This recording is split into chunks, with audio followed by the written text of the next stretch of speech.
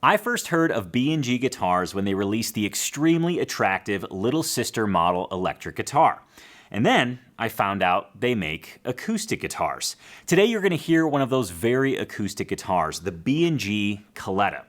Is it possible for a small bench manufacturer to make both electric guitars and acoustic guitars that sound good? Well, you're going to find that out in today's episode. Hey TAC family, this is episode 306 of the Acoustic Tuesday Show, a show packed full of inspiration and fun designed to help you get more progress, fulfillment, and joy from your acoustic guitar journey. Throughout today's episode, I'll be keeping you in the loop with some acoustic news you can use, including a singer-songwriter that has taken the internet by storm, a resonator guitar innovation, the place where all broken guitars go, and much, much more. But first, the B&G Caletta.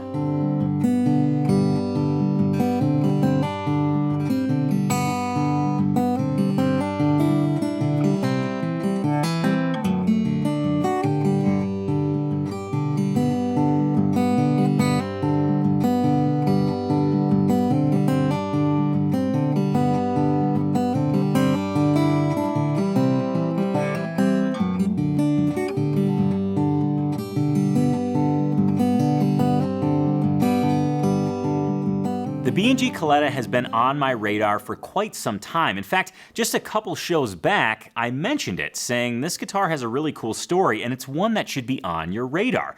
Well, B&G just so happened to see that show and they reached out and they said, hey, Tone, would you like to try one of these guitars in person? To which I jumped at the chance because, to be quite honest, I was very curious. I have been very much enamored by their little sister model electric guitar. It just looks awesome. I've checked out tons of demos, and it's an awesome electric guitar. It screams the blues. It looks the blues.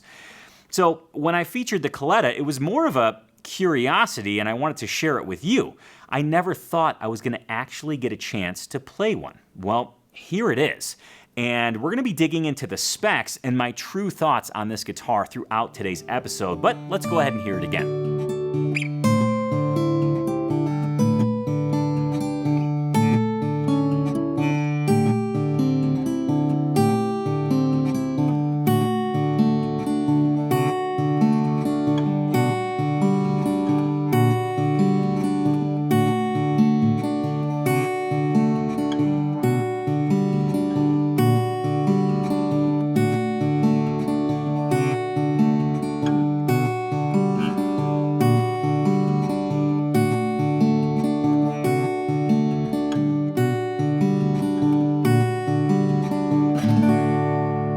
Let's dig into the specs of this guitar, and I've got quite a few to share with you, so I'm going to try and remember them all. I just did a quick debriefing on their website. First and foremost, this is a Private Build Caletta. They make two different versions of the Caletta, a Private Build and a Standard Build.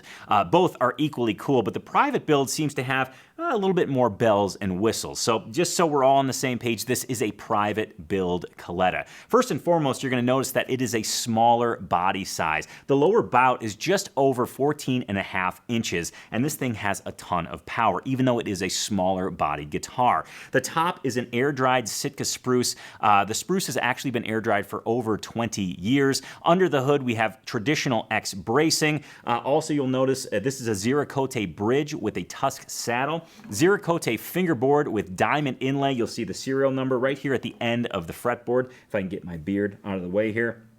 The top has a beautiful sunburst to it. And inside the guitar, you're going to notice, if you look at the neck block, it has kind of a standard neck block, but on the back of the neck block, on the against the back of the guitar, there's a little bit of a tongue, and that locks in the neck angle. You know, with acoustic guitars, you have this constant pressure that pulls up.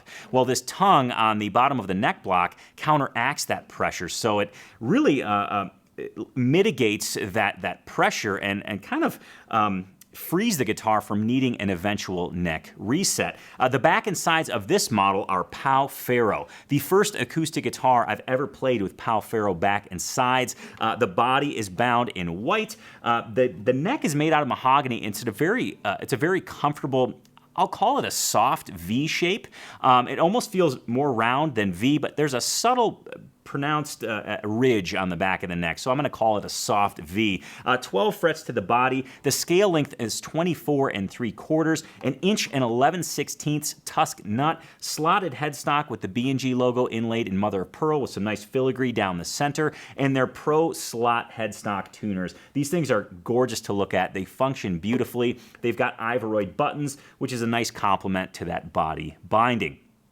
Wow, that's a lot of specs. I actually remembered most of them. I'm trying to think if there's anything that I forgot. But all in all, my initial impressions of this guitar just physically is that it's extremely light. You know, Pau Ferro I think is pretty similar to East Indian Rosewood, and I generally associate Rosewood with a heavier guitar, but this guitar, probably due to its body size, but the way it's built is really light as a feather. So let's go ahead and hear it again, and then I'll give you my honest thoughts on how it plays and how it sounds.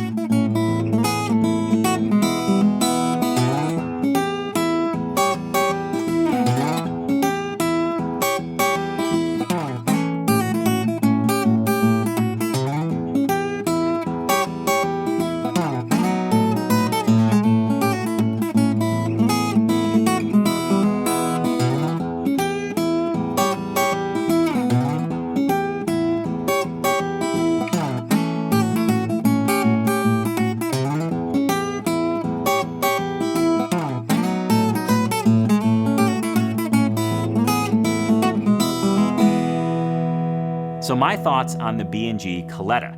First and foremost, I've always considered B&G as an electric guitar manufacturer, and unfairly so.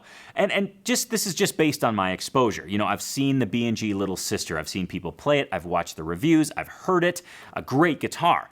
So I associate B&G with that guitar. Well, it turns out they are very adept at making a stellar acoustic guitar as well.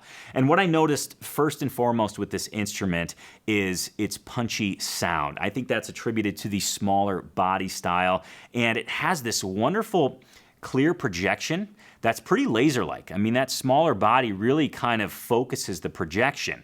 And also what I've noticed is that this guitar, while it is a smaller body, has a rich set of overtones that does not dominate.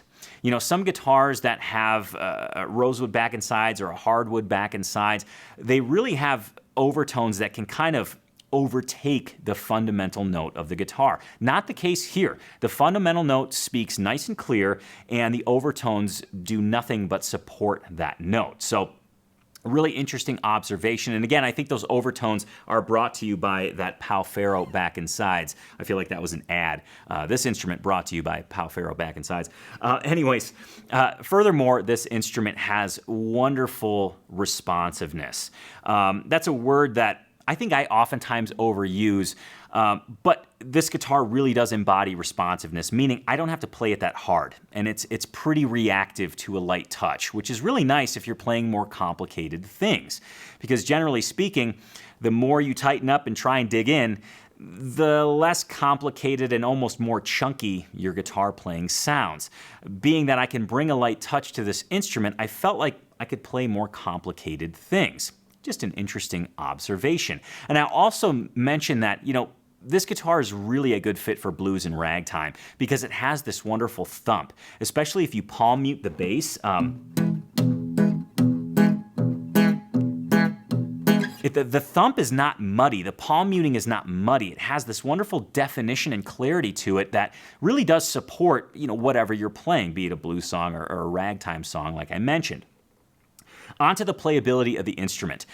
24 3/4 inch scale. It is a short scale guitar, and in terms of how it's set up right out of the case, wow, it's one of the best playing guitars I've ever played.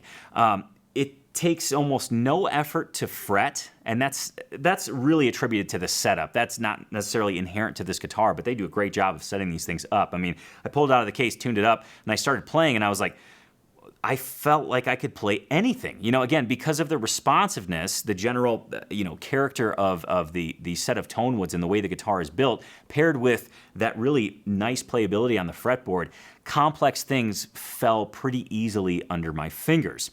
Furthermore, I never favor an 1 11/16 nut width on a smaller body guitar. I shouldn't say never favor it, but if I was given the choice, I would prefer a wider nut width.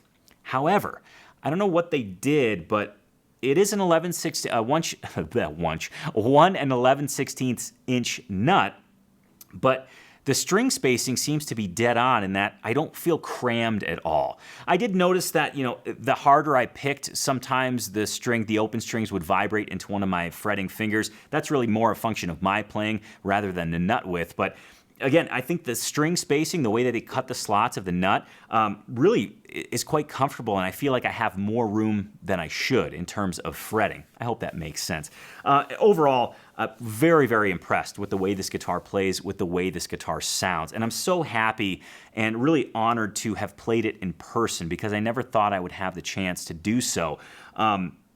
Just really has changed my mind on what I would think of as an electric guitar manufacturer making acoustic guitars. I don't think that way about B&G anymore. I actually think that they are just killer guitar makers, and their electric guitars are great and their acoustic guitars are great, and they really shouldn't be lumped into the same category. The only thing that really I think unifies them is the name on the headstock. Nonetheless, really just a great experience playing this guitar. I can't say enough good things about it. I've enjoyed playing it. In fact, when I got the guitar, I stayed up pretty late. Grayson is still not really sleeping through the night. So I was staying up, I was sitting at the kitchen table just noodling on this guitar. I played it for about 2 hours. It was almost midnight, and I emailed the folks at B&G and I said, wow, I've just whisked away 2 hours of my time because this guitar is just such a joy to play.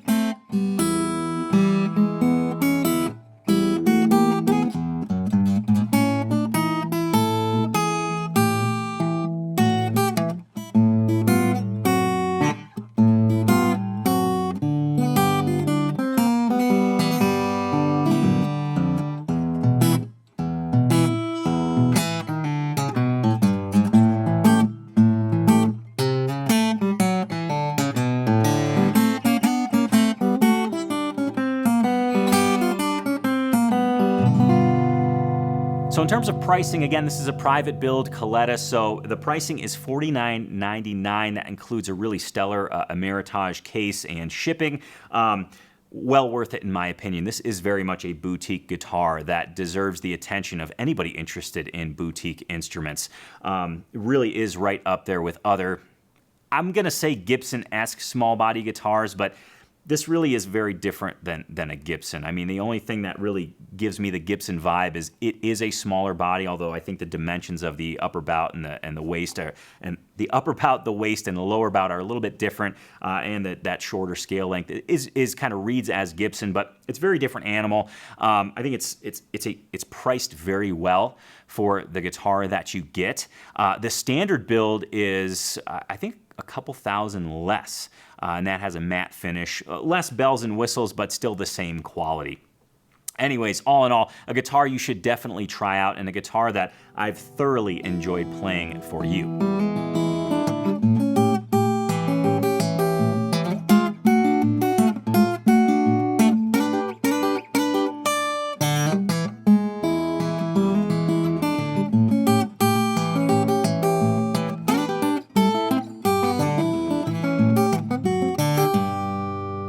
So, most importantly, what did you think of the B&G Caletta private build with Sitka spruce top and Pal Ferro back and sides? Let me know in the comments below. Let me know if this guitar was on your radar. Let me know, your general thoughts. How did you think it sounded? I'm just kind of curious, and while you're typing in your comments, let's go ahead and dig into some acoustic news you can use. We're gonna kick things off with a singer-songwriter that has literally taken the internet by storm. Every time I see this guy's video, it has increased in views exponentially. The first time I watched the video, it was around 2 million views.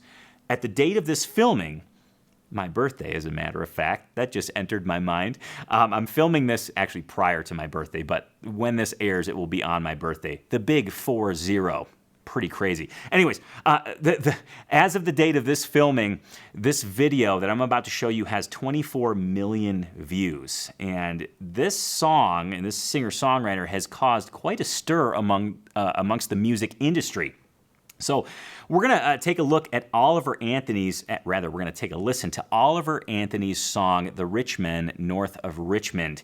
And then I want to share a little bit of perspective on it. I think this has caused quite the discussion amongst the music world. So I'm going to add my 2 cents to that discussion. But first, let's all get on the same page and listen to this really, truly amazing song. I've been selling my soul, working all day, overtime hours, for bullshit pay, so I can sit out here and waste my life away, drag back home and drown my troubles away. It's a damn shame what the world's gotten to for people like me, people like you. Wish I could just wake up and it not be true, but it is. Oh, it is living in the new world with an whole soul. These rich men north of Richmond, Lord knows they all just wanna have total control. Wanna know what you think, wanna know what you do, and they don't think you know, but I know that you do. 'Cause your dollar ain't shit, and it's taxed to no end. 'Cause the rich men north of Richmond. Stellar songwriting, stellar singing, awesome playing, and another vote for those Gretsch resonator guitars. Really good sounding instrument, to be quite honest. But aside from the music, well, I guess stemming from the actual songwriting, the content of the song, this has caused quite a stir amongst the music industry, as I mentioned before. And he's being referred to as an overnight success. And to be honest, I hate that. That's not true. Oliver Anthony likely has played guitar for a while. He has likely wrote songs for a while. In fact, digging into his catalog, he has quite a few songs, all of which are amazing. So to say that he's an overnight success, I don't think that's true at all. And I think it actually puts this unrealistic ideal out there, thinking that you can go just simply write a single song, set up a microphone, record it, and get 24 million views and capture the attention of the entire music industry, really the entire world. I don't think that's true, and I don't think it's fair to say that. That is not a discredit to how awesome this song is, how great of a songwriter he is, but he's not an overnight success. He's been at this for a while. It shows in his songwriting. It's very mature songwriting. His playing is great. It's very complimentary to the song. Furthermore, there's a lot of opinions floating around about the song, its content, its lyrics, whether it's right or wrong. Can we stop being so binary and just treat it as a song? This came from a human, an individual who was feeling a certain way, who had the courage to be vulnerable and put his thoughts and feelings out there in the form of a song. Let's just listen to the song. We can all take its meaning unique to us. Rather, we can all have it mean something different to us. That doesn't make it right for one person, wrong for another. It's just a great song, great perspective from a human being vulnerable, sharing their words, sharing their lyrics. And I think there's this eagerness to critique and eagerness to pick apart songs. And I'm not saying that's bad. Like I said, we all have our own take on songs, and they all mean something unique to us, different meanings for different people. That being the case, we don't necessarily have to shout from the digital mountaintop that it's right or wrong. It's just a song. It's just a song, and a really beautiful thing that somebody can express their feelings, emotions, thoughts in a song and share it with the world. That takes a lot of courage, to be quite honest. So I don't know. I guess I just wanted to stand up on my little corner of the digital mountaintop and share that perspective. And rather, pick apart the song for its content. Let's just honor the fact that somebody was vulnerable enough to share their song with the world, and it just so happened to capture the attention of, well, nearly everybody.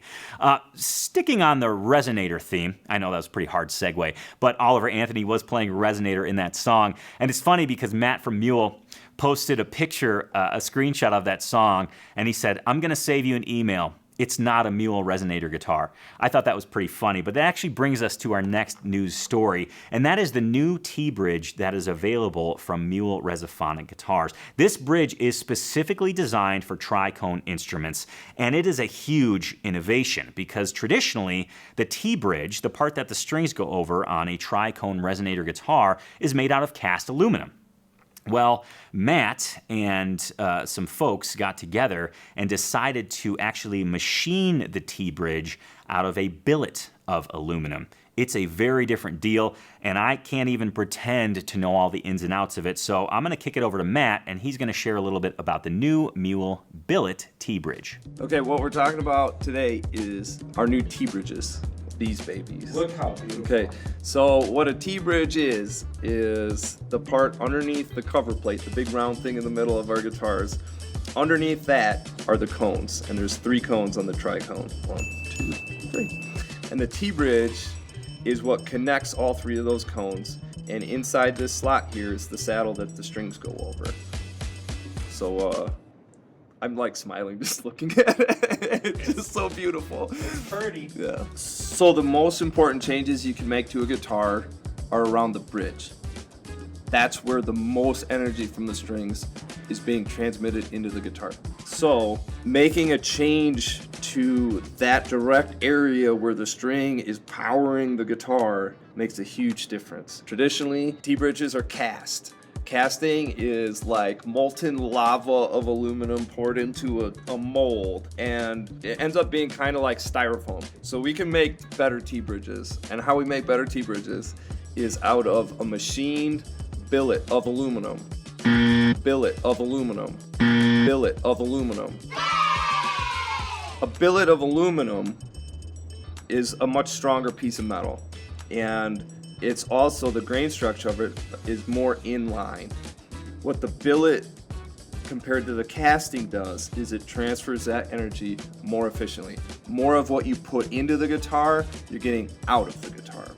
And that's all fine if it's nerd stuff, but what does that do to your playing? It makes you forget to try. Now you're feeling things, it's coming through your right hand, and it's just happening. It's not, I gotta play harder, I gotta play softer. It's just every little nuance is getting picked up by the guitar. Now go ahead and grab your guitar. It's time to see what the TAC family is working on today. Every single week within Tony's Acoustic Challenge, the TAC family rotates through the 5 essential skills that help you learn songs fast. Mondays is a technique challenge, Tuesdays a guitar lick challenge, Wednesdays an improvisation challenge, Thursdays a rhythm guitar challenge, and Fridays a chord transition challenge. Yes, indeed, today is Tuesday. They are working on a guitar lick, and here it is. Your Tuesday TAC Guitar Lick Challenge is in open D tuning today. It's a great blues lick in the key of D, and it's named Buttered Popcorn because I can't think of anything better than sitting down and watching a movie and having a huge bowl of buttered popcorn. And this lick is like a huge bowl of buttered popcorn. It's that good. Let me go ahead and play it for you. And then what I want to do is show you how to use this lick to completely play a 12-bar blues. Wholly and solely based on this lick. Okay, here's how the lick sounds.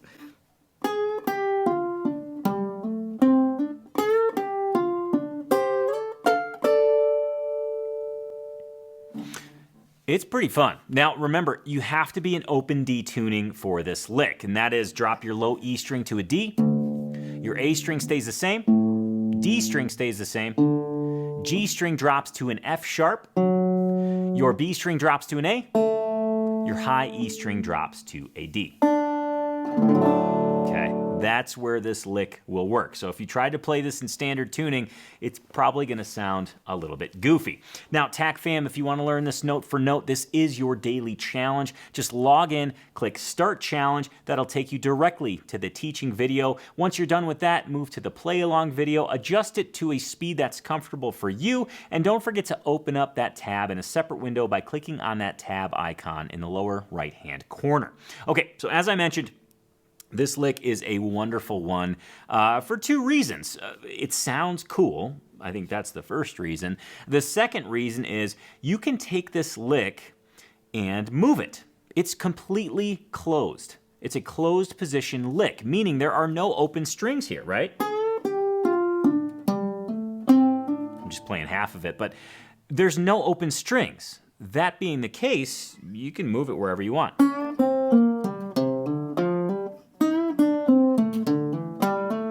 Pretty cool. I mean, you can literally move it wherever you want. And the note that you land on will tell you what chord it works over. So up here, I'm landing on a D note. This will work over a D chord. Well, the cool thing about open D tuning is that on the 5th fret, you have your 4 chord, or the G chord, and on your 7th fret, you have your 5 chord, in this case, the A chord. So you have all the ingredients to play a 12-bar blues. And if I play the lick here, spanning the 3rd and 5th fret, the note I land on is a G. That means it works over a G chord. And if I play that same play that same lick spanning the 5th and the 7th fret, I'm landing on an A note. Works over an A chord. So you can effectively play an entire 12-bar blues. Now this is a 2-measure lick.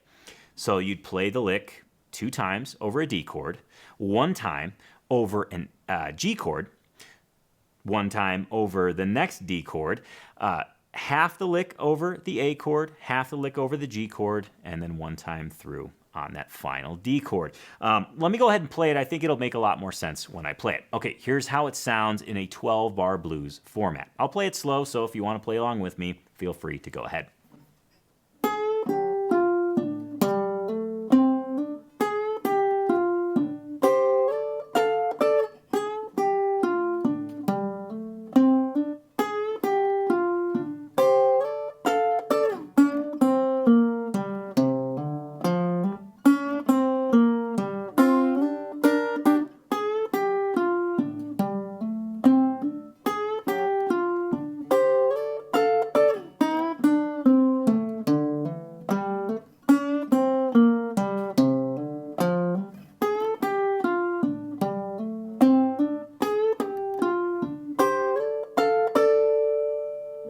There it is, 12-bar blues based on 1 lick. You learn something once, you move it around. It's a great way to experiment.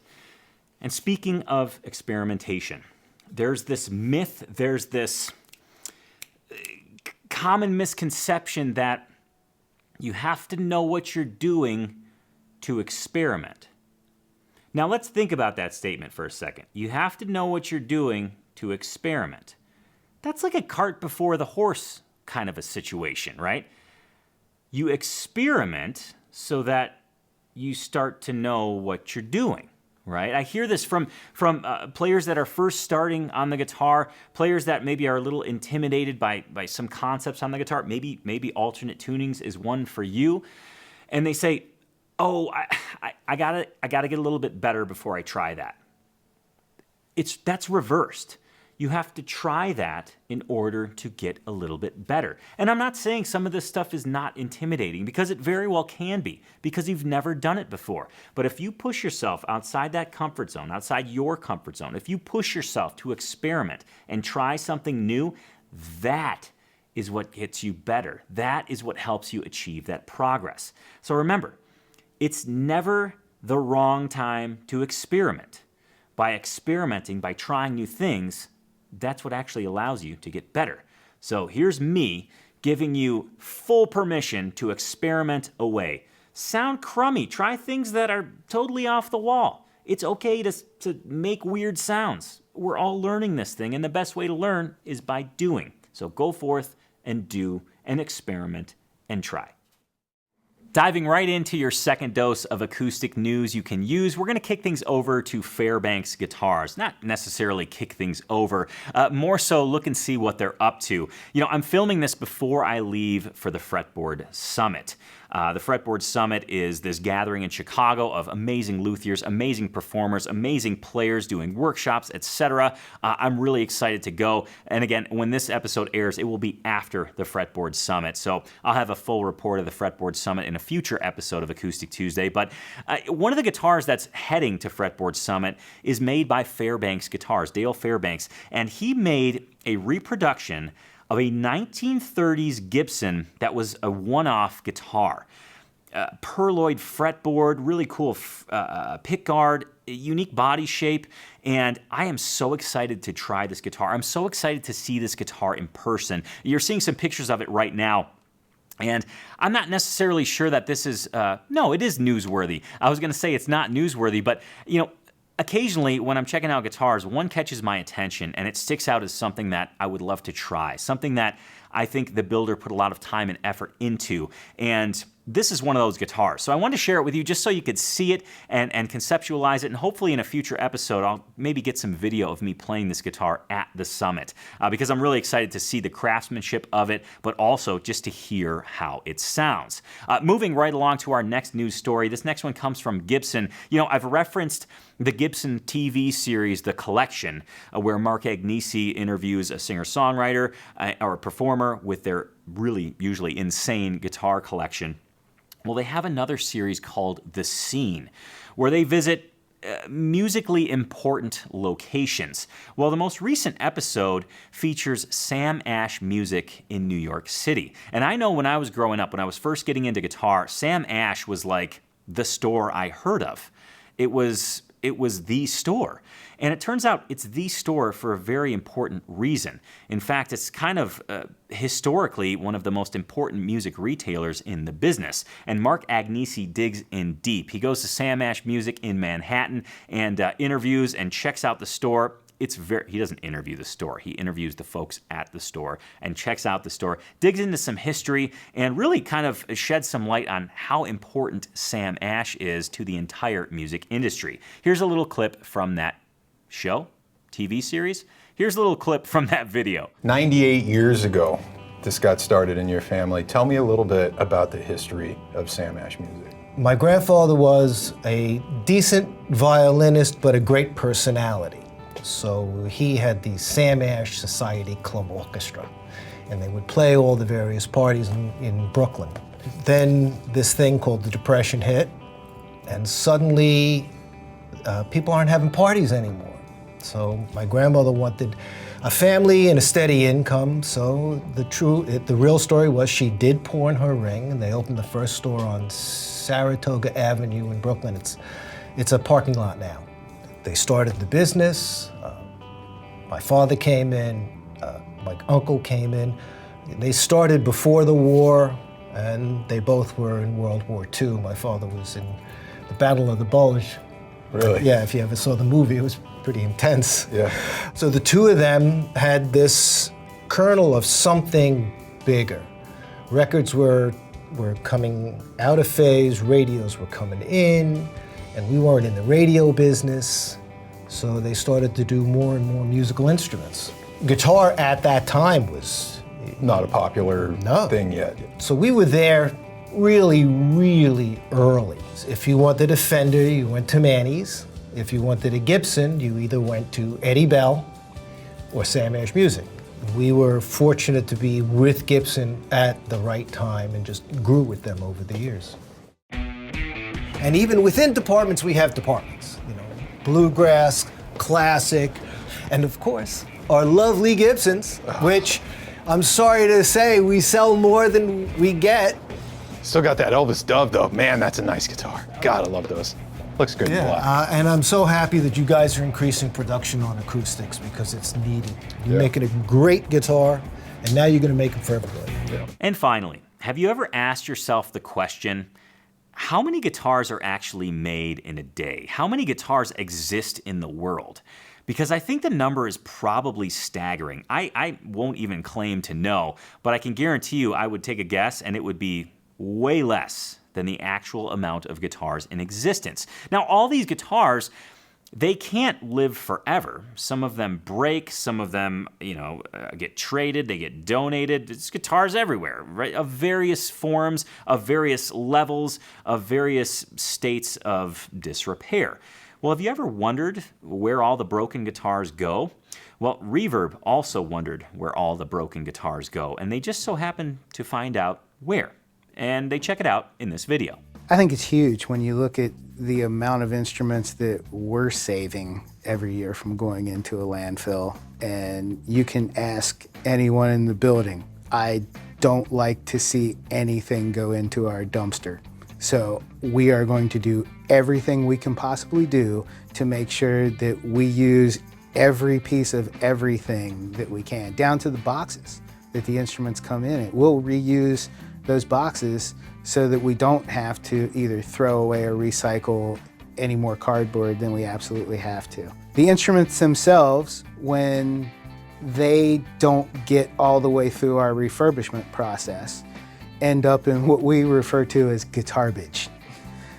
That doesn't mean it's garbage at that point. That means that's our holding spot that we have where we'll take these instruments and we'll kind of harvest all the parts off of them that we can get, and we'll use those to repair other instruments, or we'll make them available online for people that are doing their own repairs. Once we get past that point with it, then we have yet another option. We may make a set of bookends out of what's left. We may make a wine holder out of it. I've had some very angry emails from some people going, why are you destroying all of these instruments? And when I explain to them, no, this is the final resting place of this so that it does not go to a landfill. And then they're like, oh, that makes a lot of sense. Where can I buy this? Well, you can buy them on Reverb. I think there's just this symbiotic relationship between Reverb and MIRC. And I think it helps a whole lot of different people.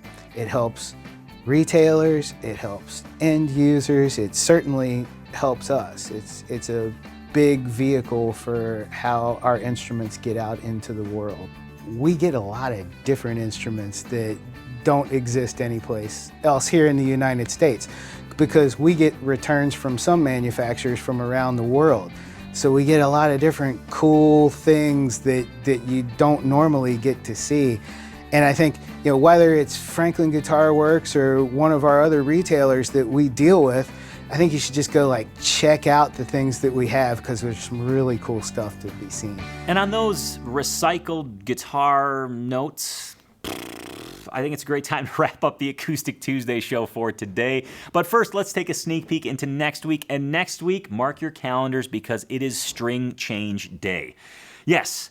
Next week on the Acoustic Tuesday show, I'm going to be teaching you how to change your strings. Something that a lot of guitar players avoid like the plague, but you shouldn't. It's actually pretty easy, and I'm going to walk you through it step by step. That's happening next week on the Acoustic Tuesday show. Remember, you can catch Acoustic Tuesday every single Tuesday at 10 a.m. Mountain Time. Before I let you go, please do remember this. Your guitar success, however you define it for yourself, is directly related to your guitar routine. So please invest the time in developing your guitar routine and make sure to have fun every single day that you play. Thank you so much for joining me today. Thank you for sharing your valuable time with me, and I'll see you next Tuesday on the Acoustic Tuesday show. Cheers to you, be nice, and play guitar.